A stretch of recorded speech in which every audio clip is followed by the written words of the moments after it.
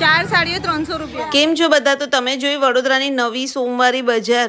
તો અત્યારે હું તમને લઈને આવી છું મંગળ બજારમાં। તો મંગળ બજાર કેવું હોય છે કે સોમવારે ઘણી બધી દુકાનો બંધ હોય છે। તો જે દુકાનો બંધ હોય છે ને એની બહાર જુઓ તમને આ ટાઈપના પથ્થારાવાળા મળશે, જે તમને એટલી સસ્તી વસ્તુઓ આપી દેશે।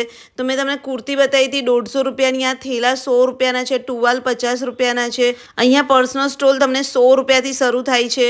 પછી ઓઢણીઓ તમને અહીંયા મળી જશે 100 રૂપિયાની। અહીંયા મોજડી હતી 200 રૂપિયાની।